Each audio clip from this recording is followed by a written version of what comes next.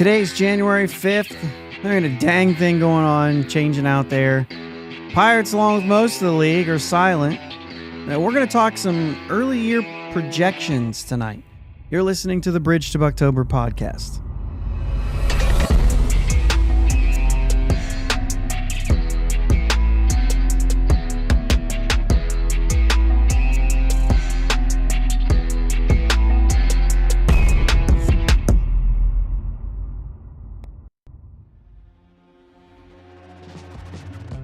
Yins guys, thank you for listening to the Bridge to Buctober podcast, where we talk all about them Pittsburgh Pirates and that. My name is Josh. Nope. His name is Jake. How you doing? Not bad, man. Not bad. A little chilly, but not bad. Oh, a little chilly. Hey, they're calling for some cold weather down here in the next couple weeks. So what is cold weather for you tomorrow? Or today? So tonight is supposed to get down into the 30s. Tomorrow night is supposed to get down to like 25. Okay. We were in the teens today here. Not, I'm not like, it's not a competition. Yeah. I get it. Right. I'm just, I'm not trying to one up. I'm not trying to be the one up guy. Today it was great. Like, yeah. If it wouldn't have been raining, I mean, it poured for like different parts of the day. But when it wasn't raining, you go outside, you could have went out in your underwear. I mean, it was 70 degrees. And now tomorrow, I would not go out in my underwear. The temperature is where your gauge is on whether or not you can go outside in your underwear. You know what I mean? Like, I would not go outside in my underwear, but. Okay. So, this is the perks of listening to a podcast like this of two brothers, because you did go out in the underwear around this time of the year one time in Ohio on a snowboard down the hill in the backyard as a dare.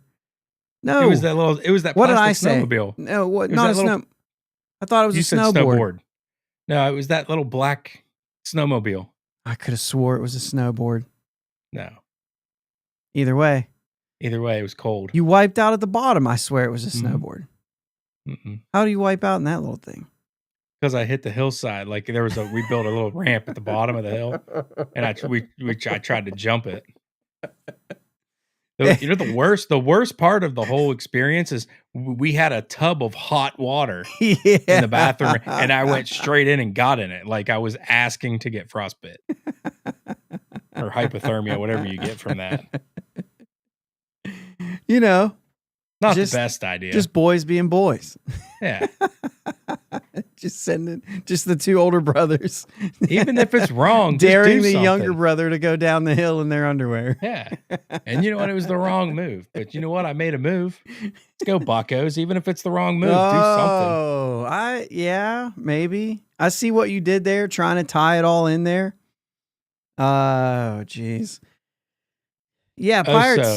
So butterscotch root beer. Butterscotch root beer. Listen, this is a good day. We're getting the claps in here because we're back with the 1919. There you go. We got the 1919 out of the keg. We had some friends over yesterday. We opened it up last night. 1919. Ben Severin's big fan, by the way. Yeah. Good evening, mood most too. People would be if they got it tried. What's that? As most people are who've tried it. Yeah, it's fantastic. My goodness, it's good. Yeah, it's good. 1919 root beer. Pretty good too. Is it good? Yeah. I think I've ever had a butterscotch root beer. I might have, but I don't think I have. Oh, so. Huh? I've had this one before. You bought it for me one time, I think. Oh, okay. Fair enough. I don't remember that. That's not strange. No. We're going to talk some Fangraphs, or the Fangraphs posted the steamer projections for 2025. We're going to talk about that here in a little bit. In general, Jake, this offseason, it's like on my list of really bad. Yeah. We've had off seasons where there was a lockout. We'd have off seasons where like last year where guys didn't sign, like the big time guys didn't sign until spring training, it felt like, or maybe just before. We've had things going on in the offseason that have been annoying. Obviously, the Pirates not doing anything during a rebuild, which was also kind of expected. Yeah. But even during the rebuild, there was so much movement. It just wasn't anything of note or anything you wanted to do, right? And, Rick and Pam listening. Butterscotch root beers for T-ball. Jeez. What's up? Love that. So, yeah, this is all like, we started with a little bit of movement, but then this offseason has, I think, been worse because in previous years, there's been a lot of times where it's like, oh, we're waiting for a ton of things to happen. Nothing's happened. And then all of a sudden things started moving and then it was like a normal offseason. And now it was the opposite. We had stuff early on and then nothing. If you missed the intro, Bucko Mike is opening up a box of 1991 Upper Deck cards. So we may get some random updates throughout the show here. Quarter way through the box, Frank Thomas, second year, Bonds, Bo, couple Hank Aaron cards, Canseco. So what is the Canseco everybody's looking for recently? There's another Canseco that people are, I don't think it's 91. I don't know. Maybe it is. Do not know. Maybe it is. Look up, the Canseco card there, Bucko Mike, and we'll see. Anyway, we could be critical. I mean, we will be. We will be critical of the Pirates for the lack of moves that they're making. But at the same time, like, there's a lot of teams that are doing, I'm pretty sure the Marlins have done nothing. I mean, they traded a guy away, right? But as far as like money spent in free agency, I think they're the only team who's spent literally nothing so far. So, and there's like a list of, tough. I just saw a list of like the bottom 5 teams. And then it was funny because I saw it and I was like, how are the Pirates not on that list? How have we spent more than 5 other teams this offseason? I have no clue. And I don't know why. I don't know what I'm not thinking of. It's just been like how is the little things that we've done, minor league deals and things like that, how is that all equaling less than 5 other teams? Because everybody is signing with the Dodgers, the Mets, and the Yankees. And that's it. Dodgers just landed. Well, the Red Sox. The Red Sox are getting in on it too. A little bit, but they're missing out. I mean, they got Bueller, right? But they're missing out on a lot of what they've been trying for. They got the trade. You know what I mean? That's what makes you feel kind of like they're going there. Yeah, where was I at? Here we are. The Dodgers sign. Okay, here we go, Jake. This is gonna be the rest of the podcast. No. They signed Hae-Sung Kim out of Korea, not Ha-Sung Kim, who's been playing in the major leagues for the Padres, but Hae-Sung Kim, literally 2 letters different. Good luck with that because they're both middle infielders. Good luck. Anyway, Hae-Sung Kim comes over, 3 years, $12.5 million. And how do the Dodgers land? It's like, oh, the Dodgers are going to outbuy everybody. And it's like, no, they probably spent less than other teams. I mean, they have to have gone less than other teams are willing to go. That's just over $4 million. Yeah. You telling me there's not teams out there that are like second base? Yeah. No, but are you telling me there's these players out there aren't looking at the Dodgers like, I don't care what you offer me. I'll win a World Series if I go to you. Right. So it's like, at this point, they can sign people for as cheap as they want, probably, because everybody wants to go there. And he's not even going to play. Like, he's not even going to start. And I think this is where it comes down to. There's a lot of question marks in this guy's game. Right? I mean, he's not going to Gold Glove shortstop. He's moved off of shortstop to second base because the arm is no good. Right? It's surgery on the arm. Now it's no good. He's not playing shortstop anymore. I suppose maybe it can get back. But he's what, 25 and he's won 4 Gold Gloves? Is that real? Yeah. I haven't heard that. Either way, a lot of question marks. I wouldn't have been interested in him at all. I mean, from what I'm hearing, the arm is dead. So the thing is like any MLB club who would have a question mark, the Dodgers can take that risk. They're like, we don't care. He's going to be a backup here. He's going to be utility. If he turns into something, great. If not, what's $4 million? Who cares? Yeah. Now, there are bonuses that could take it up to like 22. There's a couple option years on top or at the back end of that. But those things are very easy, right?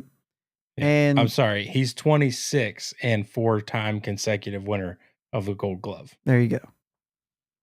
All at shortstop, because I just have been hearing him as a second base. He won the award at middle shortstop. infield. He won the award at shortstop in 2021, then moved to second base and won each year 22 through 24. Right. So his strength. So I is stopped the glove. reading it at shortstop. Right? I got you. So I didn't realize he moved. Okay. So still same thing. I mean, this is a guy who is, possibly there, like backup middle infielder. As of right now, they still plan Betts Lux for the middle infield. So it's just another, like, imagine if, the Rockies don't need a second baseman, but imagine if the Rockies needed a second baseman. Are we at the point now where we're like, the Dodgers are just playing bully? Like, I'm not going to even the playing field. We're just going to sign them all. Yeah. You know what I mean? It's wild. I don't, this thing that the Dodgers are creating is wild. Yeah. I don't even know where you go from here. Like, it's messed up at this point. Like the whole thing is just it's construed. Like it's I don't know. It's just weird. I don't have the words to try to describe what's going on in my head. This is what it's like to hear Jake think, guys. Yeah, it's really bad to be on a podcast like rambling like this. Students are listening to me talk and you're like, man, you sound like dumb. But no, like they just keep bringing in all the players, like everyone. Yeah. I don't know. Yeah, Mike brings up a good point here about other teams being more conservative about their payroll with the RSN money up in the air. There's a lot of that going on. It's like true. that's not anything that's an eye roll type thing. Like that's real. You know what I'm saying? And so there are a lot of teams who are being a little more conservative because of the unknown right now. And I think that's going to be a transition up into the next CBA. Maybe something gets fixed there, all that kind of stuff. So you just don't know yet. But not even these tier of players are being signed, which if you were cost conservative right now, you think that Hae-Sung Kim, although there's some extra money, the money that he's getting is not all the money that's being spent, right? There's extra money that you're paying to the team that he's on and all that kind of stuff. So like without going deep into that and the fact that like we've only talked about what he's getting, not what the Dodgers are paying, but it's still not outlandish, right? It's still not like a huge deal. Yeah. So, but it's just kind of one of those things where like even those types of players aren't being signed right now. They're starting to, but like everything is moving so slow. I thought of this and I thought it's either the MLB insiders are not doing their job very well, or there's nothing going on, or being leaked, or being told to the insiders, or whatever. It's just like nothing. Dave White, I'm glad you said this. Literally in my notes that the Dodgers DFA'd to make room, DFA'd Diego Cartaya, the catching prospect who was the whole thing like, we can get rid of Keibert Ruiz. We got this dude. And he was like stud every year. And then all of a sudden they shot him up with all these big hopes. And he's kind of fallen a little flat the last couple of years. I don't know if maybe a change of scenery is something. Now he's a catching prospect. Do we really need to get involved? Right. Hard to say, but either way, that's kind of I don't think it's a good thing for the Pirates. I think somebody will do something to take a shot at him. Yeah, I mean, I wouldn't hate trying to pick him up if we didn't have to sign him to a major league deal. Get him on a minor league deal, and if he is playing well, you could use him as part of a package to get to land somebody. Dumpster diving kind of thing, and you get all the comments about that, and you know what I'm saying? Sign him to a minor league deal. Well, that's if he clears waivers. I'm saying, would you make a claim? Would you make a trade to get him on a claim? You know what I'm saying? That sort of thing. Or if he then just clears and you sign him to a minor league deal, perfect. I don't think he's any kind of value to get anything in return in a trade, but if he starts working out, then it's a player you could trade somebody else and let him come up. But I don't know. We're just going to be a bunch of former prospects at our catcher position. It's like, let's load up a bunch of former prospects at the catcher position and then just guess that one of them will work out. I say former prospects pretty loosely. I mean, Endy's kind of still a prospect. You know what I mean? Because the injury kind of stopped that thing early on, and so it's kind of like that. Henry would be considered that. Joey Bart would be considered that. Like these former top prospect type guys. So anyway, Red Sox we're bringing this stuff to Pirates, I promise. Red Sox are considering a 6-man rotation now that they've gotten Walker Buehler. They've got Giolito coming back. They just traded for Crochet. And then it's like, oh, they're starting to get their rotation kind of in order there. And then you look at who they had last year, and they still have Tanner Houck, Brian, is it Bello? Is it actually Bello? You want to say Bayo, but it's actually just Bello. And Cutter Crawford are all there. Now, those guys are like, Cutter Crawford had a nice run, but like he's like a 4 or a 5, right? So is he good enough to still be a 4 or a 5, or would that then become a 5 or 6? I heard Lucas Giolito was not happy about it. Even though he's coming off of an injury. Yeah. For my money, I'm not doing a 6-man rotation. I'm putting like Cutter Crawford or somebody in the minor leagues as long as they have an option. Using him as a depth piece. Or just in the bullpen as a long man. Yeah. I'm doing something like that. I'm not going full. I don't like a 6-man rotation, like a full-time 6-man rotation.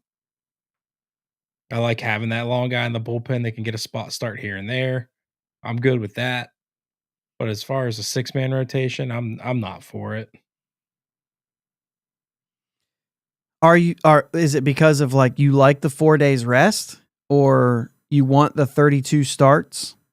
Yeah, I want 32 starts. Like I want if the only way I could consider a 6-man rotation would be if your front 2 guys are every 5th day.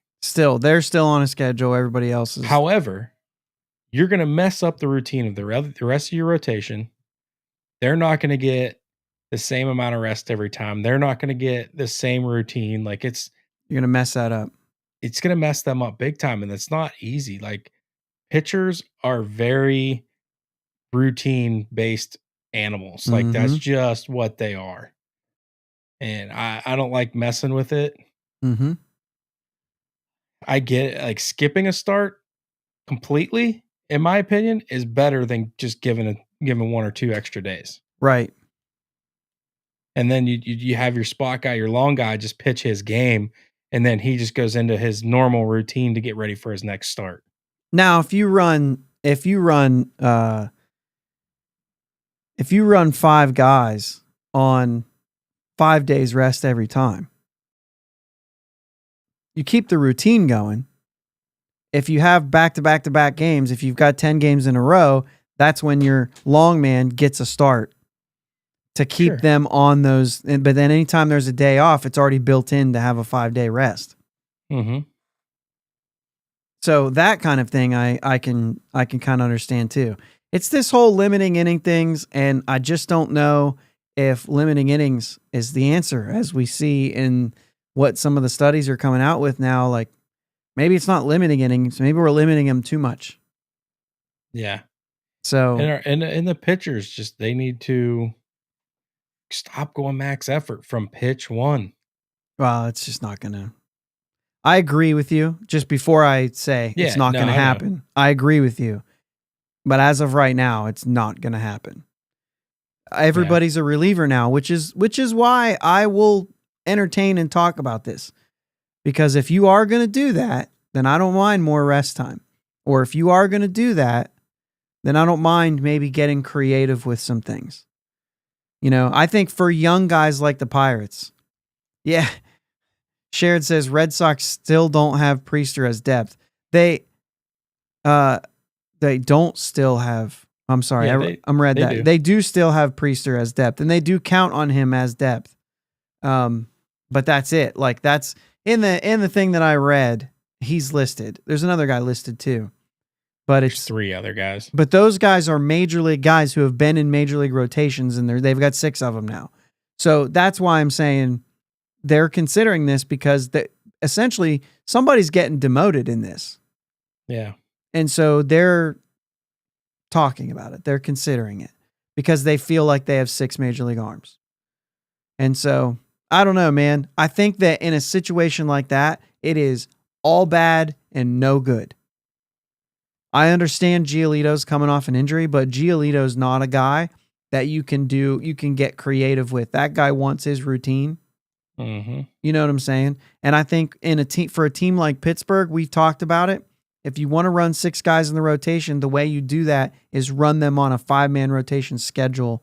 And that 5th guy that you want to limit innings does piggyback starts with another guy. And you try to get through a game with just one reliever and piggyback 2 guys, 4 innings each or something like that. And then, you know what I'm saying? Like that, yeah. I think that kind of creativity I would welcome.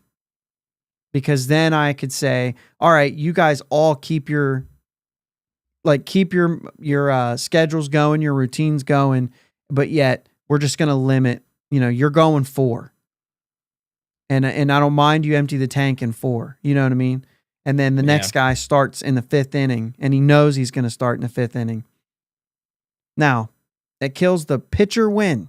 Guess what? Nobody cares. Right. You know what I mean? It's all about the team win. Nobody cares about pitcher wins. There are some pitchers who might, but sure. Like outside of that, it just doesn't compute. So Bucko Mike update here. It says this box 19 of 36 so far. 19 of 36 has sucked worse than the Pirates offseason. So there are things worse than what's going on here. Confirmed by our insider who's opening a box of baseball cards from 1991. That's hilarious. Oh, that's good. All right. So obviously we could sit here and talk about right field till we're blue in the face. And as soon as they sign a right fielder, Jake, you and I are going to shift to shortstop till we're blue in the face, or relief pitching, which we could also be talking about every single day. Every time we come on here. We're trying not to do that. I will, though. You put questions in the chat. We will pull these up. Mike asked what our take on the Alex Verdugo rumors. We talked about that on our last show, right? Mm-hmm. We talked a little bit about Verdugo. I'll save some of it, Mike, if you go back and listen to some of that. I don't think there's really much that's changed. We kind of looked up a few things. I think as a platoon guy, it's possibly a good option. I think maybe there's better options available, certainly in Jerks and Profar, but I don't know that they'll go there. And if they don't, then if you put together a platoon in the outfield that can still get you 20 homers, you know what I mean? Then I'm okay between the two, collectively between the two. If you can get that, if you can get better production. I mean, our right field production last year, just as a whole, was negative WAR, like by a lot, I think. So get us a positive number out there, no matter who's out there and how many times or how much you have to move it around. And I'm listening. You know what I mean? Yeah. Even if it's not a big guy. The problem is they're not doing anything. They're not addressing it. Right. Even if you address, like you said earlier, if you address it in a way that I wouldn't, like if you don't get Profar, but you go out and get Austin Hayes or Grichuk for lefties and Alex Verdugo, or I don't remember what some of the other guys that we kind of brought up in that case were, but something like that, or you make a trade, like that's fine. It's not, I would have just went with Profar and felt really good about it. Yeah. But You know what I mean? Like that's just something there. Yeah. Mike, I don't have that in front of me. Maybe that's something we should look up. Because I think the question is, more specifically, when was the last platoon that actually worked in Pittsburgh? Because I think that's a different question than if you just ask in Major League Baseball. Because platoons are extremely effective. Extremely effective in Major League Baseball. There's a bunch of guys, specifically a bunch of guys who absolutely mash left-handed pitching. I can think of guys who came through Pittsburgh that were like that. Remember Jordan Luplow? I mean, he's made a career out of being a platoon guy from the right side. I'm trying. There was, I literally had a couple in my head, and gone already. But we've seen a few of them in Pittsburgh who were like, yeah, this dude mashes lefties. He shouldn't be facing everyone. You know what I mean? Yeah. And so.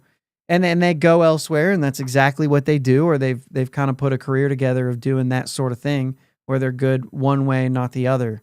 But yeah, and that's what I mean. He clarifies, obviously I meant the Buccos. And that's what I say, I understand that. That's why I wanted to clarify, like, just because it hasn't worked here, it is an effective strategy for a position to go with something like that. However,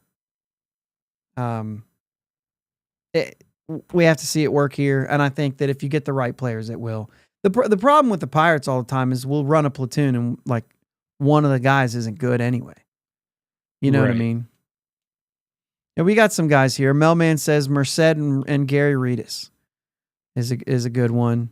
And so that's I'm not looking at the numbers, so I appreciate you guys. If you guys know, like RJ Reynolds and Bobby Bonilla, which is interesting because Bonilla was a switch hitter. But yeah, I mean, stuff like that it's not uncommon, and it does work. We just haven't seen it work a whole lot here. Yeah.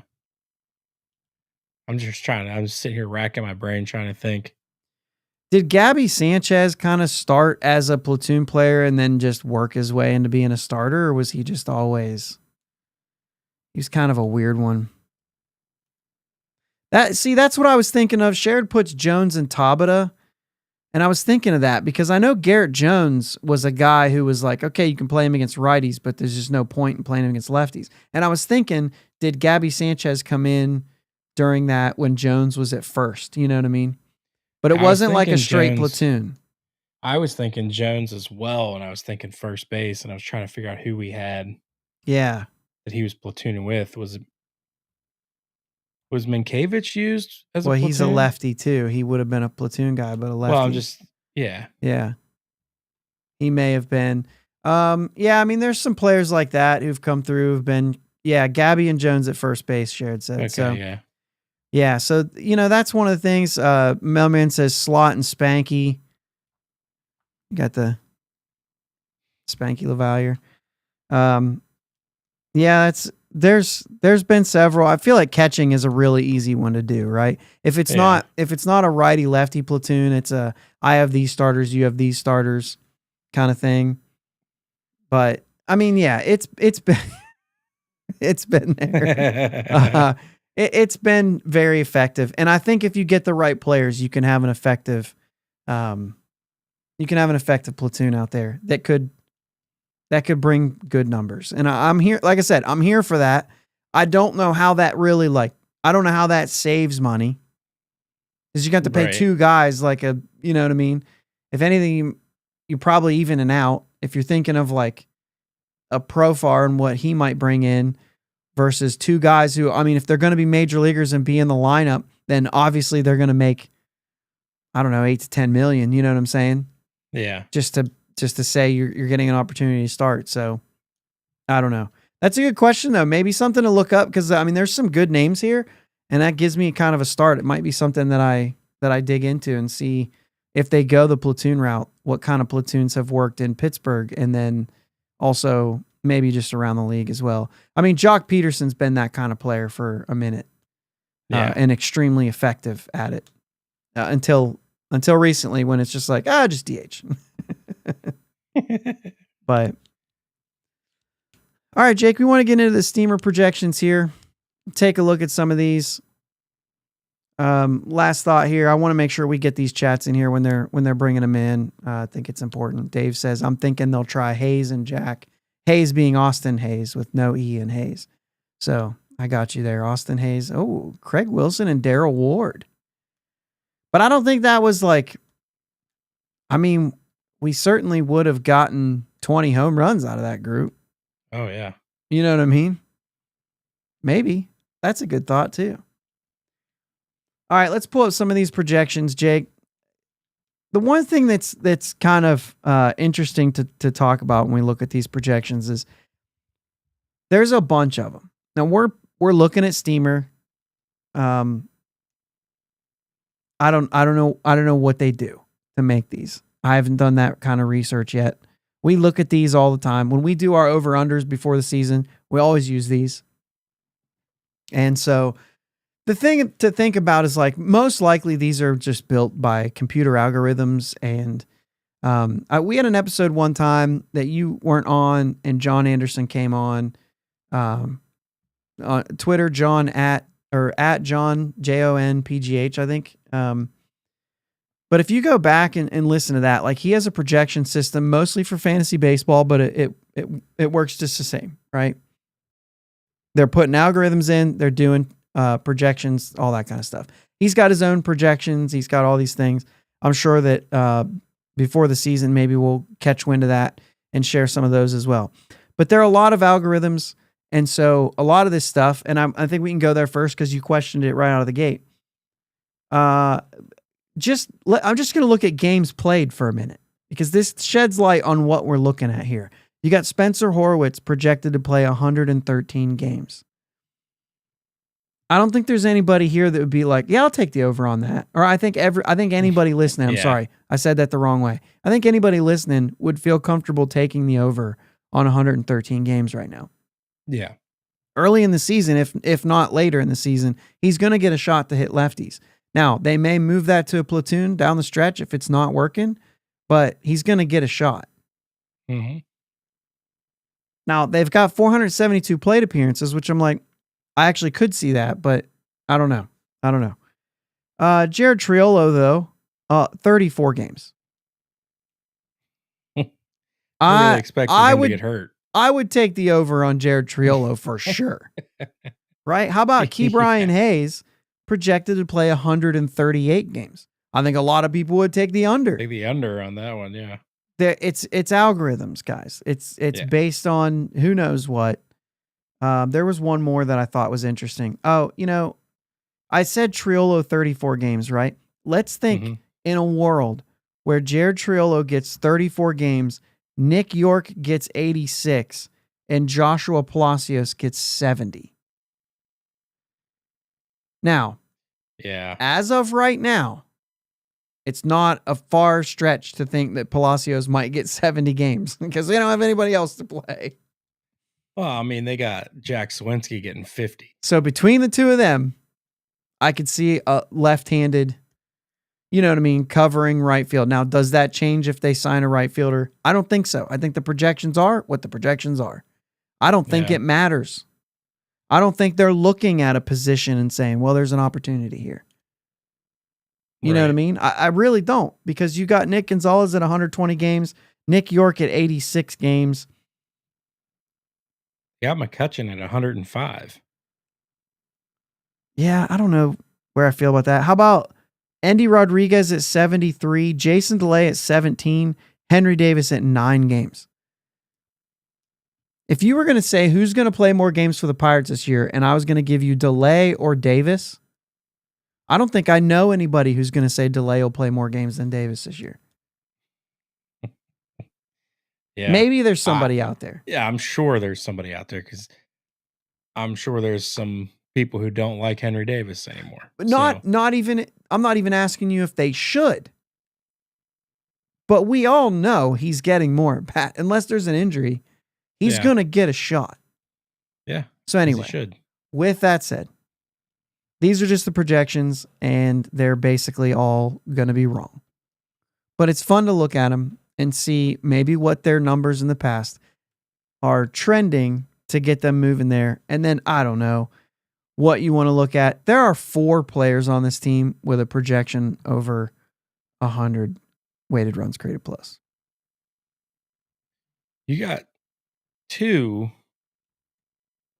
in striking distance with Joshua Palacios at 98 and McCutchen at 99. And Nick York at 97. Brian Hayes at 94. Right? Mm-hmm. Just to throw a couple out there. Sawinski at 96. Yep. Endy 95. Yep. So when you look at something like this, there's no wonder they're going to pick this team to win 71 games. Yeah. Or I guess when you consider that, when you look through that, I guess maybe the same as they were last year. You know what I mean? Yeah. It wouldn't be any surprise at all to say this is where I think this team's going to be. Now, if we flip over to the pitching side, I think that's where you get, when you just look at the offense, you might think 70. But then we flip over to the pitching side, it looks quite different.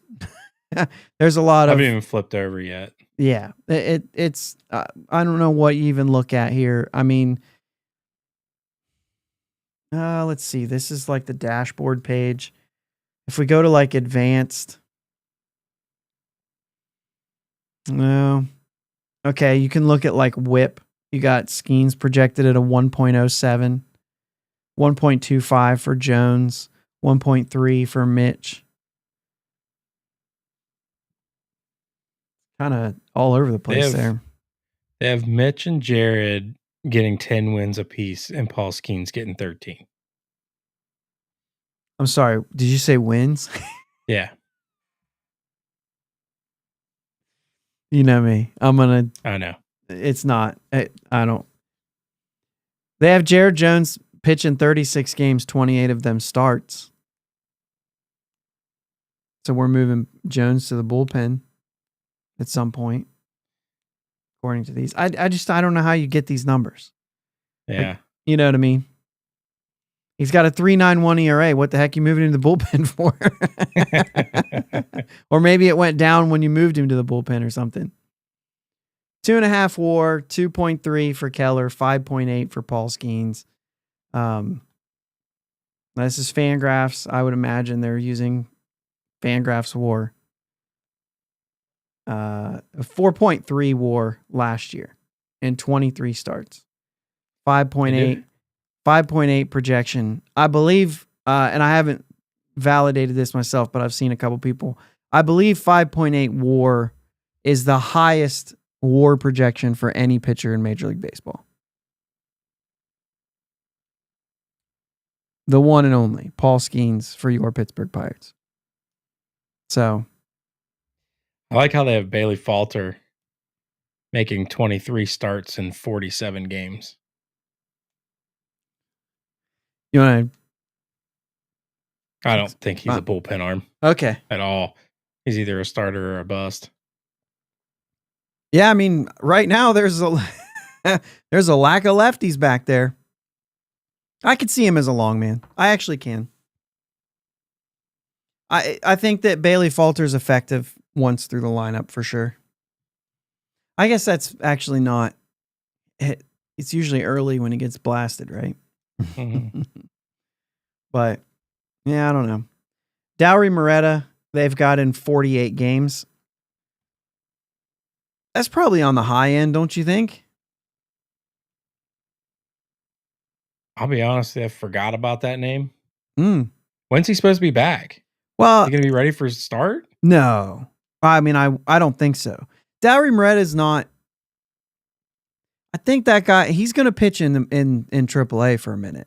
They want to make sure this dude's good, right? I don't feel like he's one of your back end top guys, notable name, ready to go, MLB veteran. No, but he was electric while he was here. I get that, but I just want to make sure, like, I think they're going to want to make sure he's good before they throw him out there. Health wise and let's make sure that his backward slider still goes backwards. Because if it doesn't, it might change that guy. You know what I mean? What happens if he comes out of this and the slider doesn't go backwards anymore? I don't know.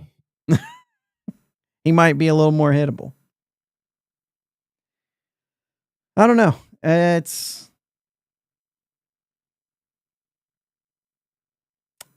steamer projections, man. I'm going to go back to the bats. Let's do a little very early over-unders here. We've talked a lot about home run numbers, right? Mm-hmm. They've got O'Neal Cruz at 27 in 146 games. Okay. Strikeout rate at 29%. Just come at me when you're like, 19 steals. On base at 328, hitting 256. Anything? I don't see him stopping at 27 home runs. I think O'Neal Cruz, after having a full season under his belt of being healthy, I'm looking at 2025 to kind of be like his breakout year. I think it has to be for the Pirates. Yeah, I'm thinking like more like 37. I think the 256 might even be a little generous. Okay. But I think his on-base percentage is about right. 320. Mm-hmm. Just in comparison, he hit 259 last year with a 324 on base. Those numbers are very close. Mm-hmm. Just 21 homers, but he had over 20 steals. And like I said, you're going down a little bit from 259 to 256 in the projection. Exactly 146 games is the same. More plate appearances. Now, okay, so actually, I'm sorry if those numbers are wrong because I'm looking at the Fangraphs projections there. When you're on their page, they show you the projections, and they show the Fangraphs like DC projections or whatever. But I think those numbers were close. 256, 328. He was 259, 324. So it's a little bit close there. 3.5 WAR. I mean, I feel like that's probably pretty close, to be honest with you. I think he's going to be around 30 homers. Some of that other stuff is fine, but I think actually, Matt, what you're saying here says if Cruz numbers versus lefties continues, he's going to take off. And I think that's where the average might get an opportunity to get up closer to that 260 mark again, if he can hit those. I don't know. I tend to agree with that. Yeah. Like to see that on base be a little bit higher, but I'll take it. You know what I mean? Sure. If it's at 320, right? I'll take it. That's right. Brian Reynolds at 24 home runs. I think it's a pretty safe bet. We talked about that the other day. He's between 24 and 27, like every year. 22.3. I mean, we're not worried about the K rate for him. 262, 335. We compare that to last year.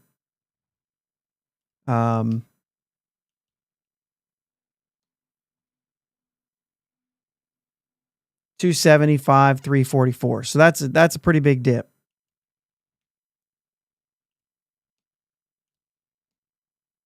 Right? Yeah.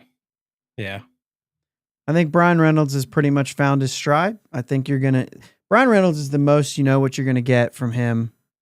You know what I mean? Yeah. Andrew McCutchen, they've got him at 14. I think that's probably fair. I just don't see Kutch going back out with 20 again. I didn't see him do it last year. Don't ask him that. No, he's come and he should be, right? That's what you want. Absolutely. He should be. Absolutely. I think we all are like, yeah. I think we all should be ignoring what everyone else thinks as we get older and think, yeah, I'm capable of doing that. You know what I mean? Yeah. Yeah, that's fair.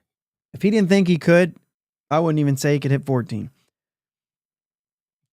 Key Brian Hayes, 12 homers. I mean, I literally won't expect a number higher than that. We've talked about this in the past. I'm done. I'm done with it. Give me 10 home runs. Play defense, stay healthy, and hit the ball. Yep. Like, if you're not going to give me home runs, live in the right center gap, man. If you're not going to right center gap, right. If you're not going to hit me home runs, you better be 257. Like, you better be getting me higher numbers there. Yeah, especially the 314.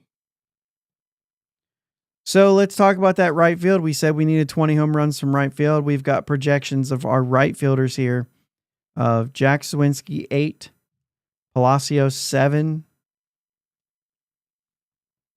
Billy Cook? Where's Billy Cook? 9 home runs. So we're not there. Considering, well, I guess if they all 3 play, then you're looking at something different. You're getting there. You know what I mean? But not if you're saying only one of those lefties. 15 and 8 and 7 is 15 and 9 is 24. So you're getting there. That's what I said, but if you're assuming, like, if all 3 of them play, yes, but if you get one lefty and one righty, you're not getting there. Yeah, I get that, but they're also projecting 50 and 70 games from Suwinski and Palacios, so that's true. That kind of is taking in both of them playing. Right. Please don't go into the season, Pirates, with trying to get 20 home runs from these guys. Please do something. Please do something. I get what you're saying, but I don't know. I'm to the point now where I'm just I'm okay with it, and I'm still optimistic that Suwinski could come into town with a better look. I think he's a guy. He's hit 26 home runs in the major leagues. Right. He had a bad year. I could see him turning it right back on. Yeah, the thing about his bad year. Go ahead. Do I think Profar is a better option, a more safe option? Yes. But if they think that Jack Suwinski is going to turn it right around, then they're seeing him more than I am. I'm not seeing him working out right now. But there wasn't anything that they were seeing. They had nothing to see. There was nothing good there to see. The problem with that is if that would have been Brian Reynolds' season, then I would be hoping for a bounce back. We talk about it on the other side of the ball. I expect David Bednar to come back and be good again. I expect that. If he doesn't, now I change my opinion. But I'm never going to change my opinion on a 3-time All-Star, one of the elite closers in baseball, has one bad year. I'm not going to say like, well, he stinks. But Jack Suwinski had one okay year. He still needed to step up and do better. And instead he got way worse. So yes, the power's real, but the rest of it still has to be proven. And he took a step back instead of a step forward. So there's no trust there. I get that. I get that. So there's, when you say he had a bad year, I think that early in your career, you don't get the grace to say that was just a bad year. You know what I'm saying? Like I can't rely on that. Saying. And I'm, like I said, I'm a fan of Jack. I want him to do all that. Yeah. But I think if you go into the season relying on that, I think that you could have tried harder. Yeah. I get what you're saying. But at the end of the day, I'm done being mad about it. Okay. It's not a move, but it's a move that they're saying, we believe in this guy, therefore they're going to run with him. And it's not like they're saying, we don't care if this guy's no good, we're going to use him anyway. That's how it'll be translated. Oh, 100%. That's how fans will translate it. Yeah. But basically, he's the right price. I'm just done being mad about it.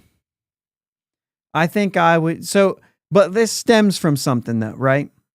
Because I think that there is a passable player, nothing better than passable player that is in pencil, maybe even pen at the shortstop position for the Pirates going into 2025.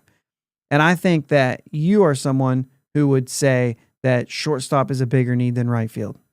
Mm-hmm. I do. I would say that because we've seen Kiner Falefa play shortstop for a lot of teams and they move on from him. I don't think he's an everyday shortstop. I think he can play the position for you once in a while when you need it. I mean, to confess here though, Jake, how is he in the lineup? That's all I care about. I get it. I'm a defensive guy, but as a fan, and when I watch this game that they play right now, whether or not you can play that position means, are you hitting? That's just the way it is. So Matt says passable Alika. No, we're talking about IKF. Yeah. And IKF can hit, even if he's bad, hit circles around Alika. Yeah. So Alika defensively would be better than passable. Offensively would not be passable. And I think IKF I think he just sits there as passable offensively and defensively. He's not going to make errors. He's a former Gold Glover. Like those types of things, physical errors, those types of things are, those types of things I think will be fine. Range wise, I mean, he's not going to be O'Neal Cruz. Right. You know what I'm saying? We've talked about that, but O'Neal Cruz, I think, had very good range. It's the arm for me. The arm's just bad. And I just don't know if that's conditioning because we watched O'Neal Cruz throw the ball all the time or if the arm is just that bad. But the thing is if he's passable at the plate and passable on defense, then it's better than any option we have on this team. Maybe aside from like Nick Gonzalez, and that's not your best move either. I'd rather go with the veteran than Nick Gonzalez, who has had a lot of innings in the major leagues at shortstop. And most of the teams that have moved on from him have been because he wasn't a good hitter. It's fair. It's passable. What we have in right field is not right now. It could be, but I don't want to go into a season where you're supposed to compete with a could be. I think that's where we kind of go with this. Was there anybody else? Spencer Horwitz, 11 home runs. Bucko Mike, you have anything to say about 11 home runs projection with a 267? You had any projection on that? By the way, 50 RBIs for Horwitz. So go ahead and throw that in there because I know what you're going to say. Anyway, I think that kind of leads us to where we close this thing out and say, you know, the state of this team offensively is, can you absorb a position that is, one, passable, or two, not like is just hopeful, is just, it could be good. Can you absorb that? Yeah, I'm going to say no, but I'm also, I don't know. I'm in the box where I'm almost counting on Jack to make a rebound. Like I'm almost there. So you said before that like good teams have holes, and you were kind of going down that path when you started talking before we went live. Mm-hmm. I don't know if that sparks where you were kind of going with that. I mean, like, but I mean, you said it already. I mean, like, can this team absorb it? Probably not, because we don't have the studs. But I also feel like you're gonna have a huge year from O'Neal Cruz this year. I'm saying 35 to 40. Because I said 37 earlier, so 35 to 40 homers. Think he's gonna steal 25 bags. I think it's just gonna be his bust out year. Like you said, he has to. for this team to compete. And I think he is. I have a feeling he will. Reynolds, what you're getting out of him. He's gonna hit 25 to 28. Everything goes right. Maybe he doesn't have a slow month. That would be nice. Just if he just doesn't have one of them really slow months and still has his really hot June, he could get to 30. Yeah. You got two guys hitting 30. You don't really know what you're getting from Horowitz yet. I don't look at it as being a lot of power numbers.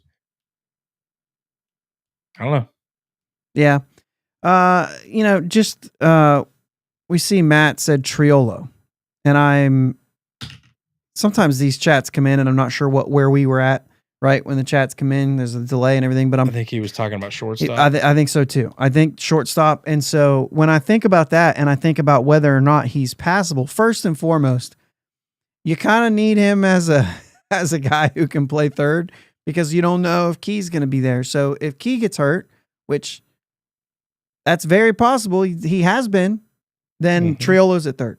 Now you could say, well, then play IKF at third at that point.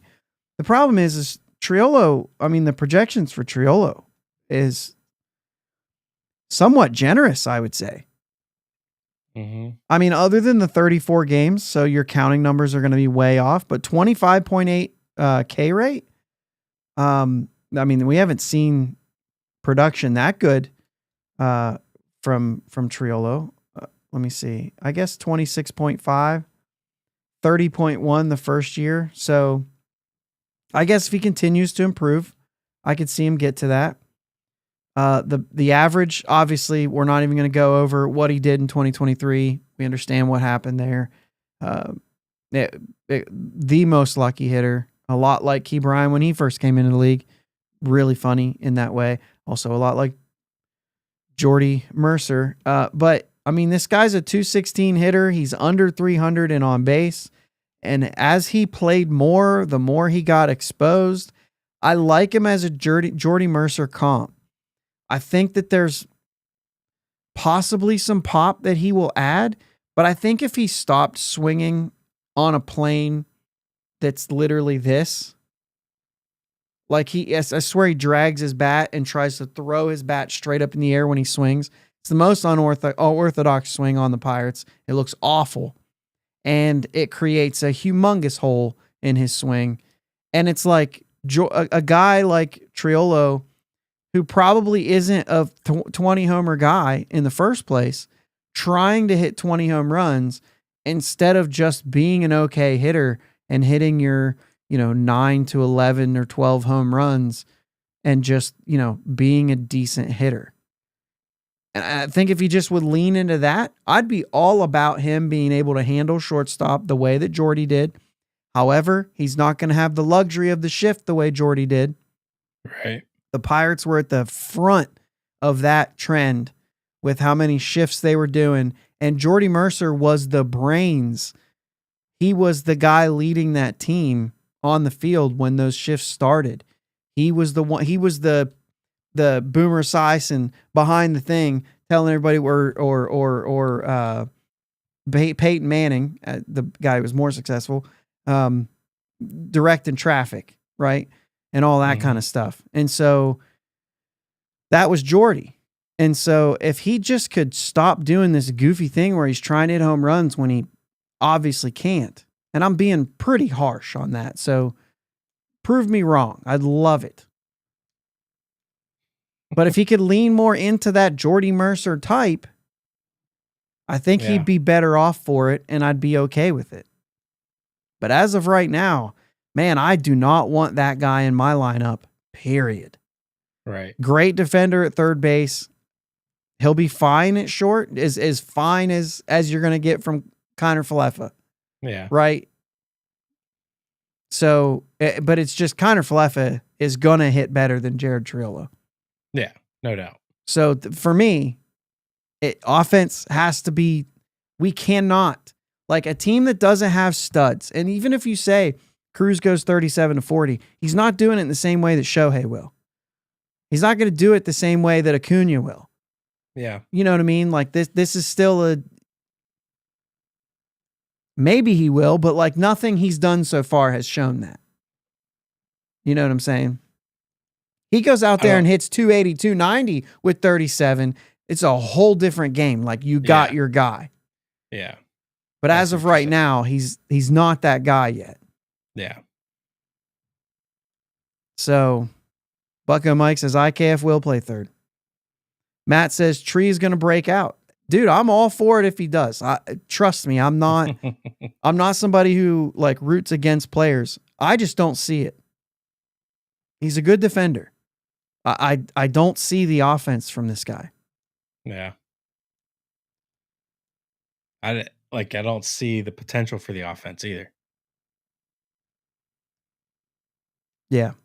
So Mike also says, agree with you on Cruz. That's why they better sign him now.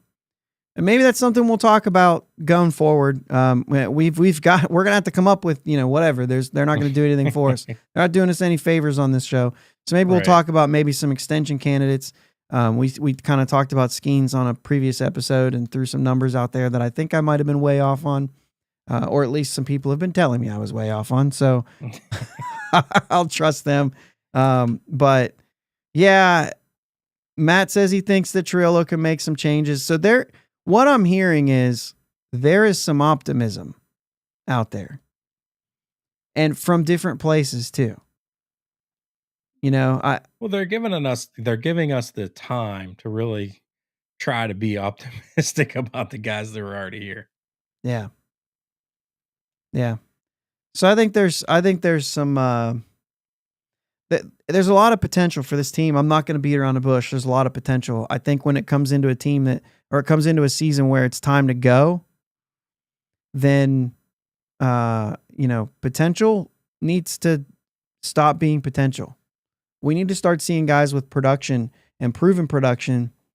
And right now, these guys haven't quite done that yet. And when you're coming out of a rebuild, you would have liked to have had some things to hang your hat on. And I think with Cruz, you do. I think you have things to hang your hat on Cruz. You can go into next year saying, okay, we hope he gets better, but we've got that one down. We've got Reynolds. That one's easy. He is a hang your hat on guy. Right? I think what you've seen from Nick Gonzalez last year is like, all right, we got our second baseman. There's no need to mess with second base. He's good with runners in scoring position. He's going to improve. So unless he takes a step back, we like what we have there, just like we did with Sawinski going into this year, which tells you that, like, I'm not saying there's a guarantee there. Nick Gonzalez has never a guarantee. Nick Gonzalez, Nick Gonzalez is looking at 25 the way that Jack Sawinski was looking at 24. So he could actually have the same type of thing, but that's just where I'm at. But you still go into a season with confidence that he can get better. And if it crashes, that's part of your story, right? Yeah. Just like Jack was last year. And I think Spencer Horwitz is the same thing. I think there's a lot of things to like about him, but like none of these guys, aside from Brian Reynolds and maybe Cruz, is a guy that you can say, all right, man, let's build around him. Yeah. And I think that when you look at the last time the Pirates were competitive, there was a few more that you thought, okay, we've got some solid pieces here. You know what I mean? Let's bring in and add. And I think maybe one of the things is that we don't have a position that's going to be easy to say down the stretch, we need to add X unless it's shortstop. If this team's good and they want a deadline move, it's a Reno at shortstop. Because if they're good, I think that, those other positions worked out. Yeah. Specifically outfield and first base. If outfield and first base don't work out, they're not in the race. Right. I agree with that. I don't think what you have as far as Nick Gonzalez with optimism, Joey Bart with optimism, which is not. I wonder if the Joey Bart's the new Jared Triolo from last year, and I'm actually excited to hear Matt is excited about Triolo because I thought that was behind most of us, that there was a lot of excitement coming out of his little surgence, and then it's like, all right, no, back to earth, we're okay. And I hope we don't get that from a Joey Bart type thing where last year was phenomenal for him. I don't look to see him repeat that. If he does, we're cooking. You know what I'm saying? Yeah. But I don't have the confidence that happens. He's earned his spot, but I'm nervous. Essentially. Yeah. There it is. Bucko Mike threw his Horowitz numbers out there. 282, 25 homers, 82 RBIs. That'd be nice. He's consistent. We've put that graphic up on here several times. So. Love the optimism. Yeah. There we go. That's all we have for today, guys. Thanks again for being in the chat. If you're listening to this not live, make sure you hit that subscribe button. Sundays, Thursdays, usually at 9 o'clock, we are live if you want to jump in live with us. But otherwise, hit the subscribe button, hit like. We always appreciate you guys listening to the show. Tell somebody about it this week. See you next time. Let's go Bucks. Go Bucks. Thanks for listening to my dad and Uncle Jake on the Bridge to Buctober podcast. Follow them on Twitter, Facebook, and Instagram at Bridge2Buctober. Don't forget to subscribe so you know when new episodes are released. Clear the deck, cannonball coming, and let's go Bucks!